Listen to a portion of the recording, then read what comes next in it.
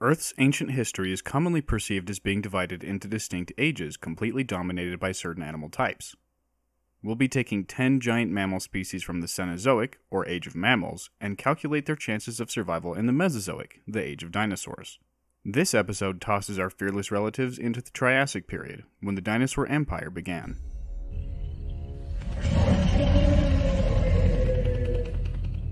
For each species, we'll take into account factors including size, potential diet, competition, and climate. We'll drop 1,000 adult individuals into the Triassic equivalent of their Cenozoic range, swapping land and water if necessary. Males and females are evenly distributed and are assumed to be fertile. We're going to brush time-specific diseases under the rug given how difficult it is to determine immune system differences from skeletal remains. Each invasive animal will be given a score from 1 to 10 on the Thrive or Eaten Alive scale. A 1 means that the focal species would be wiped out so quickly that it wouldn't have time to reproduce. A 5 means they'd maintain a stable population but likely wouldn't affect their environment too much. A 10 means that they'd brutally outcompete every native competitor and rewrite their ecosystem with themselves as the main character. Given how long the periods of the Mesozoic were, we'll be taking a composite approach. The flora and fauna from the entire period will play the roles of prey or predators for the Cenozoic invasives in order to give us an overall idea of how these animals would have done.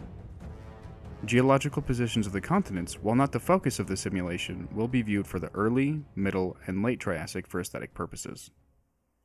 And if you time traveled to the Triassic, you wouldn't want big Archosaur knowing exactly where you were at all times, would you?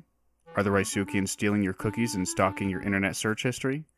Fight them off with Atlas VPN, the best VPN software out there. This virtual private network protects your connection, blocks malware and ads, bypasses regional streaming restrictions, and even helps you save money shopping online. Not only are they the best VPN software, but they're also the best deal. Right now you can get Atlas VPN Premium for just $1.83 a month with 3 free months built in. That's a total cost of $71.52 for 3 years and 3 months. Plus, you can use Atlas VPN across unlimited devices. Whatever you do, don't let Big Archosaur get your search history. It doesn't want you to find out the truth. Atlas VPN is here to protect your quest for knowledge, but this incredible deal won't last forever. Follow the link in the description or scan the QR code to get 85% off Atlas VPN Premium and show Big Archosaur who's boss. Get the big deal today and conquer the Triassic tomorrow. Let's get started with everyone's favorite saber-toothed cat, Smilodon populator. It lived in Pleistocene South America, especially Argentina, Brazil, and Uruguay, and was a woods edge ambush predator. Forested areas and savannas provided plentiful cover for its sneak attacks, which were backed up by over 400 kilograms of cat. It would have used its large forelimbs to pin down big animals like ground sloths, horses, glyptodons, camels, and toxodons, then employed its famous saber teeth to finish off its victims. Isotopic studies showed that Smilodon also fed regularly on broad-snouted caimans, which displays a familiarity with taking down large carnivorous reptiles. That's a nice segue into discussing the big cat's Triassic diet. There was an abundance of large South American archosaurs it could have preyed upon, most of which would not be equipped to deal with a fast, agile, and intelligent predator of Smilodon's caliber. It would feast on Canamerian Dicynodonts, small sauropodomorphs like Panphagia, and giant rhynchosaurs like Hyperodapodon. We know that it took down heavily armored glyptodons, so even the tanky Edosaurs wouldn't be safe. Even the biggest Dicynodonts in the area, like Ischigualastia, might prove to be Smilodon victims given that it ate giant ground sloths. Cynodonts like Ixoritodon would prove to be delicious reminders of home. Smilodon's buffet likely wouldn't stop until the early sauropods Lesomsaurus and Ingentia, which topped out at about 10 tons. Of course, Smilodon would be far from the only large predator here. Early theropods like Herrerasaurus would prove to be a thorn in its side, although not in the same weight class as Smilodon itself. The real competition in a smorgasbord of chunky reptile dinners would be the huge Loricodons, terrestrial crocodile relatives considerably bigger than the caiman Smilodon was used to. Dicuriasuchus, Luperasuchus, Saurasuchus, Prestasuchus, and the monstrous Fasolasuchus would pose varying threats to the big cat. Dicuriasuchus, by far the smallest, might not be aiming for the same prey items, but the bigger Loricodons would be eating Smilodon's food, and maybe Smilodon along with it. The cat's speed would be crucial in avoiding the few fights it couldn't win. Smilodon populator earns a 7 on the Thrive or Eaten Alive scale. It's active, smart, and fast, and its high metabolic requirement shouldn't be a big issue given how closely the prey profile here matches its Pleistocene origins. It would have been able to defend itself against most potential threats and would become the apex predator if Loricodons weren't a thing. However, the climate could be a serious problem. Smilodon lived in a time period even colder than today, up to 8 degrees Celsius lower, while the Triassic global temps averaged 10 higher than today at 25 Celsius. That heat may have been severely detrimental to a fur-covered, cold-adapted predator surrounded by reptiles that excelled in such a climate. Our population of 1,000 would grow, but until they adapted to the heat, they wouldn't be able to reach their full potential. Our second mammal, Megatherium americanum, is a real mauler. Another South American native, Megatherium lived through the Pliocene and Pleistocene and was a gigantic browser. It would have used its huge claws to pull down branches and defend itself. It may have occasionally fed on carrion when available, so this giant ground sloth could have been an omnivore, although isotopic data indicates that a strictly herbivorous diet was more likely. In its own time, it fed on plants with low to moderate toughness, grass, and herbaceous plants. At up to 4,000 kilograms, it was a massive beast, bigger than most of the Triassic herbivores it would be competing with. This theoretical group of Megatherium would find themselves in a very different world when it comes to plant life. Angiosperms had not yet evolved in the Triassic, so modern fruit didn't exist. Grass didn't exist either. Club mosses, ferns, cycads, conifers, ginkgos, horsetails, and seed ferns dominated the vegetation nation during this time period. Fortunately, multiple studies have concluded that giant ground sloths were able to successfully digest plants of relatively poor nutrient quality, so this shouldn't be too much of an issue. But what else was eating those plants in Triassic South America? Good for the sloth, it was more massive than the majority of plant-eating competitors. The small to medium sauropodomorphs like Coloratosaurus, Macrocolum, and Rheogosaurus would have likely stayed out of its way while trying to eat Megatherium's food before it could. Ingenti and Lesomsaurus, about twice Megatherium's weight, could consume the taller plants in large quantities while holding their own in potential disputes. Edosaurs and Cenodons would have been additional sources of competition, taking the low-growing plants while the sauropodomorphs ate leaves from higher growth levels. Even the cow-sized Ischigualastia was only up to half the sloth's mass, so if Megatherium wanted a specific plant, most of the time it would just take it. Its ability to move bipedally or quadrupedally enabled it to select from multiple plant heights, giving a great foraging range. There aren't a lot of carnivores in the area or time period that would bother trying to take Megatherium down.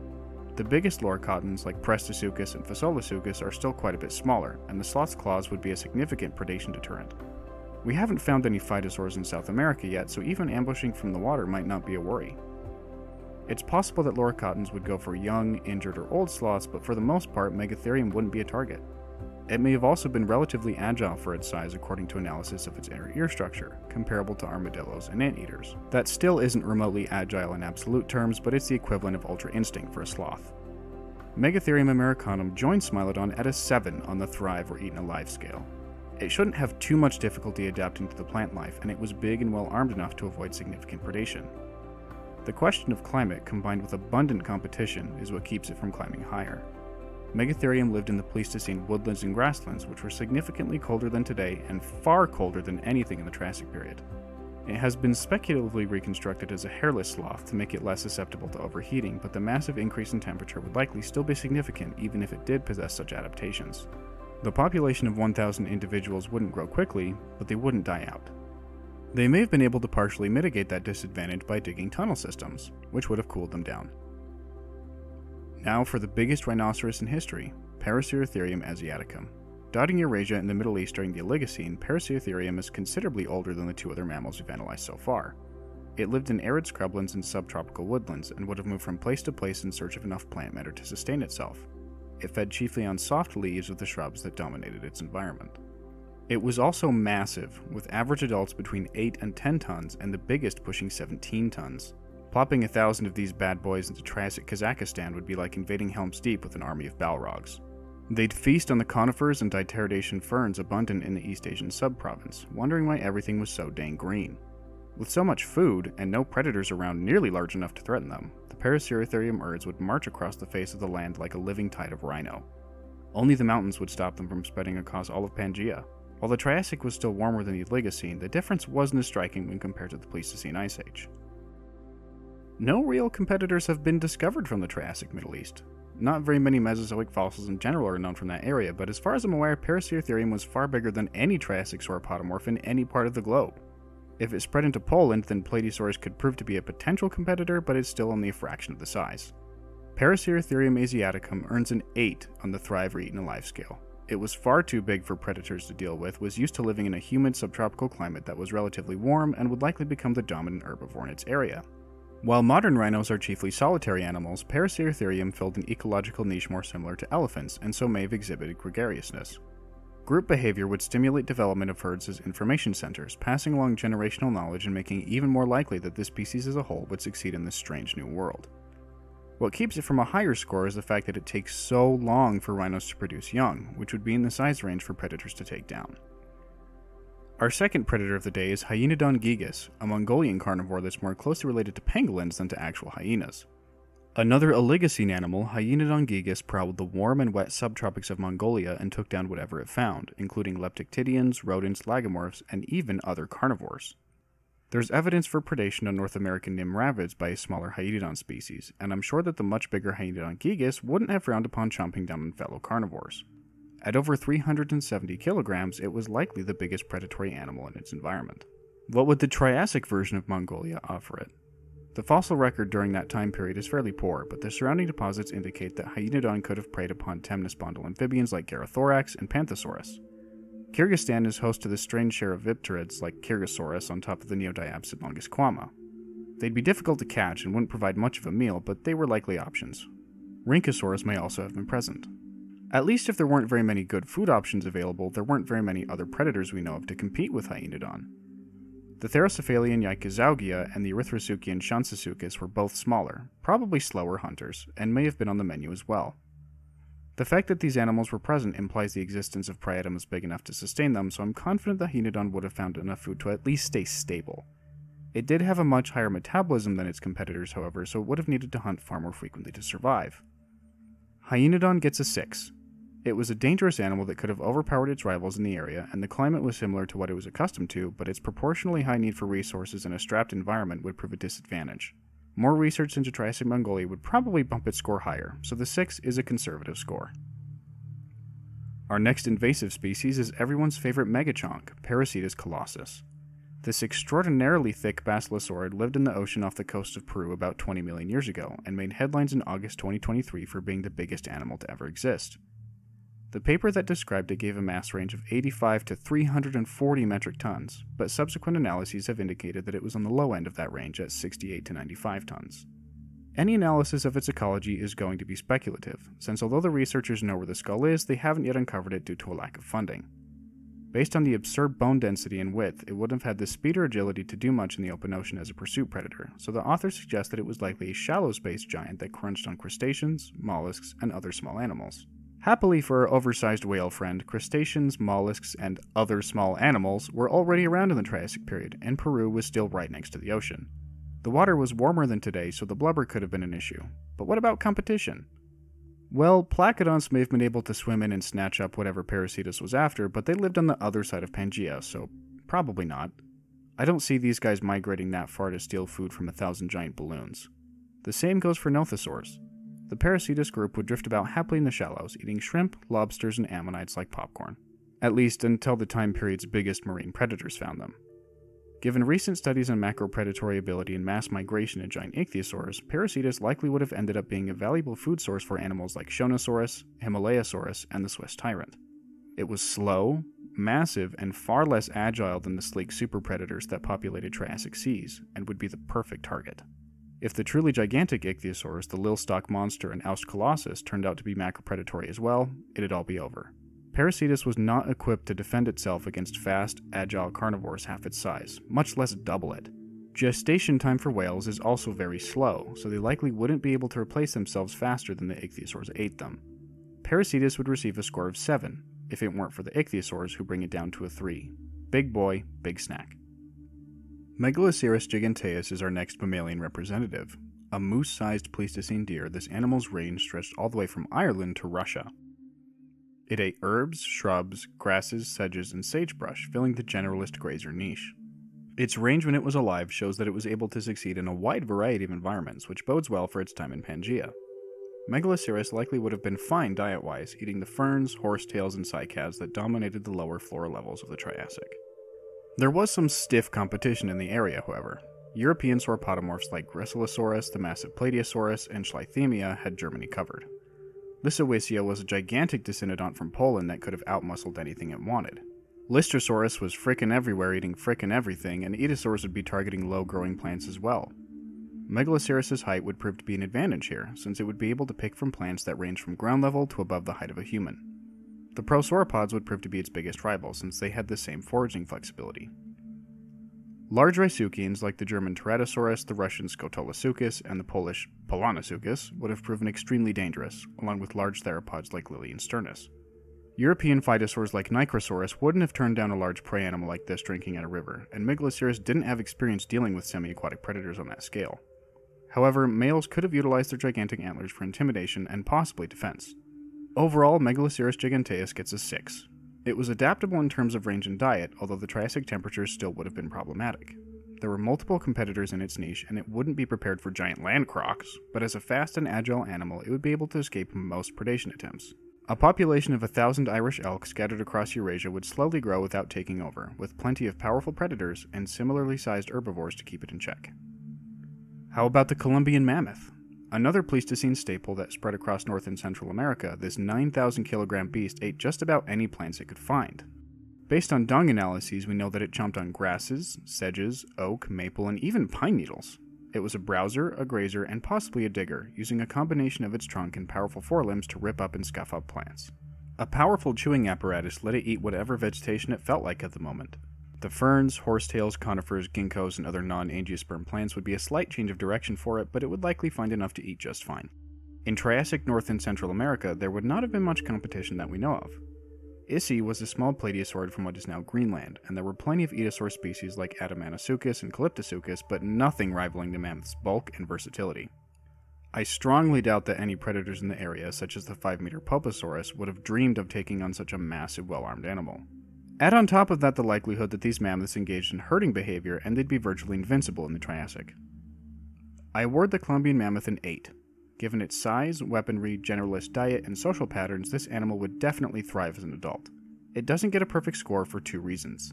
While used to a warmer climate than its woollier relatives, it was still covered in hair, and overheating would have been an issue.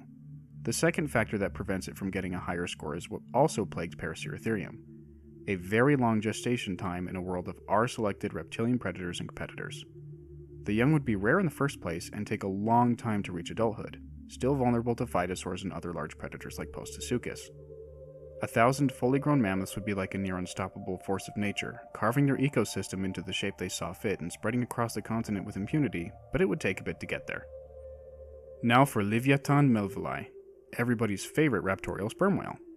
Livyatan lived in the Miocene Ocean off the coast of Peru, although isolated teeth indicate its range may have been global. A macropredator that weighed over 50 tons, Livyatan dined on baleen whales, sharks, pinnipeds, and smaller cetaceans like dolphins. It even lived alongside and may have conflicted with the Totus Megalodon, which surpassed 60 tons on average. The Miocene Ocean was not a safe place. Of course, the Triassic Ocean didn't have any whales. What it did have were giant carnivorous ichthyosaurs and occasional small filter-feeding ichthyosaurs like Hooposuchus. Ichthyosaurs were endothermic and even had blubber, making them physiologically similar to the whales that Livyatan normally hunted. They'd be an excellent source of both protein and fat, letting the physeteroid bulk up and maintain a healthy body mass. But ichthyosaurs would not be easy prey. They were harder to catch, for one. Ryosuke Multani calculated that they were comparable to tuna or faster, with a very similar body plan but much more muscular tails. While their regular cruising speed was slower than modern whales, their burst speed would have been extraordinary. For comparison, tuna can hit up to 30 miles per hour, providing a baseline for ichthyosaurs. That's much faster than a sperm whale's 20 to 28 miles an hour, although Livyatan would likely have better endurance than the ichthyosaurs. Multiple groups of large ichthyosaurs were likely armed with sharp, railroad-spiked teeth as well, given that Cenozoic was. Their sleek, thuniform body plan, combined with strong bite forces and crushing teeth, would make them formidable foes for Livyatan, who wasn't used to prey items near its own size being able to fight on its level. While I'd confidently side with Livyatan over Cenozoic and Shastasaurus, which were in the 20 to 30 ton range, Himalayasaurus would give it some trouble. The Swiss tyrant could take on a Livyatan and win a good percentage of the time, and Livyatan probably wouldn't even bother attacking the British behemoths. That being said, Livyatan gets an 8. It was one of the most dangerous marine predators in history, and the fact that it was successful in the same environment as Megalodon shows that it could still thrive alongside the giants of the Triassic. The Miocene Ocean was much warmer than today, so Triassic temperatures shouldn't have been problematic. The food availability would be lower, and Livyatan would need to fight for it on occasion, but overall the population would be highly successful. Dinosaurus, the bowling ball of death, is next on our list. Another Miocene animal, Dinosaurus lived in South America and was a relative of modern armadillos. It was a bumbling, wholesome grazer that chiefly ate grass, and it weighed about 1,400 kilograms on average. As a glyptodon, it was covered with a bony shell and was equipped with a stiff tail club, which was likely a root site for massive spikes. The chunky glyptodon's biggest obstacle is going to be food. It was used to eating vast quantities of grass at a time, relying on sheer volume for nutrition. Since grass wasn't on the menu, Dinosaurs would need to find ferns, cycads, and other low-growing plants that would be present in bulk. Dicrodium, Thinfeldia, and Cladophlebis would be good options, but it is likely that the lack of a completely ubiquitous food source would be harmful, especially when the natives are better adapted to eating the food that is there. Large Dicynodonts like Acratophorus and Ischigualastia had similar body plans along with tusks to root out underground options. Edosaurs were other heavily armored herbivores and were probably faster, nipping at plants just ahead of our armadillo-y friend and undercutting its resources. Massospondylid dinosaurs would do the same thing. The economy of ferns and cycads is not a game that Dinosaurs would be very well suited to play when all the other players are faster. At least it's got its defenses going for it. Its tail club and bone dome were on a level that the native theropods and carnivorous pseudoseuchians wouldn't have encountered before. There is evidence that glyptodons were predated upon by Smilodon, but that was a much more agile hunter than the bulky land crocs of the Triassic. Of course, recent studies indicate that not only did Dinosaurs have poor eyesight, but it may have been too slow to effectively use its tail club and predator defense. That would open up hunting opportunities by the big loricodons like Phaseolasuchus and maybe even medium-sized theropods like Herrerasaurus, which would have been more agile. Dinosaurs gets a 4 as its final score. While its armor would be helpful in preventing most predation attempts, it was very slow for an environment in which its food source didn't completely carpet the ground. And there were too many competitors that were better adapted to take advantage of the vegetation. Eventually the population would wither away, unable to keep up. Our final mammal is Daedon shoshonensis. The largest non-fragmentary entelodon, Daedon weighed over half a ton and terrorized Miocene North America. Everything about this critter just screams schoolyard bully, from the massive teeth to the patchy body hair to the tendency to eat whatever it wanted. It chomped down on nuts, vines, roots, meat, and bones, snarfing up anything with calories attached. There's even speculation that it hunted large herbivores like chalicotheres, which didn't deserve such a brutal treatment. Nuts and true vines hadn't evolved yet in the Triassic period, but plant roots have been around since the Devonian. With a relatively limited supply of the plants it was used to scrounging, Daedon would likely focus on scavenging or hunting its new neighbors. Dicynodons, Edosaurs, and small dinosaurs like Cremogosaurus would need to watch their backs as soon as the Satan pig hit town. It was fast, it had a powerful bite, and it was big. Ambushing Phytosaurs could prove to be a threat if it was caught unawares by water, but outside of a Smilodon, there wasn't much in the area that would bother to attack it. It was bigger than most Rhizoceans, although Postasuchus was large enough to perhaps take on juveniles or injured individuals. Daedon was just like a trash compactor on legs. Its generalist diet, speed, and power, as well as the fact that it was accustomed to a warm climate, earned it a 10 on the Thrive or Eaten Alive scale. It was a strong animal with defenses sufficient to deal with the vast majority of predators. It could survive on plants or on meat. It was faster and more active than the competition, and it would have loved the climate. It really doesn't have any disadvantages and would have torn apart the environment where it was placed. When it comes to adapting to the Triassic world, it turns out that the Satan pig is king. I hope you enjoyed the first episode of Thrive or Eaten Alive. I'm proud of the time and effort put into this video, and I'm excited to share the Jurassic and Cretaceous episodes with you as well. Subscribe to stay updated on those releases, and please consider joining the channel so I can continue to spend time researching these videos. Raptor level members get loyalty badges that level up with time, along with unique emojis. Megatheropod level members get those perks, as well as 24-hour early access to videos and shoutouts. And Megasauropod level members gain all previous benefits, plus a species profile video of their choice. I'm the Vividan, and I'll see you next time.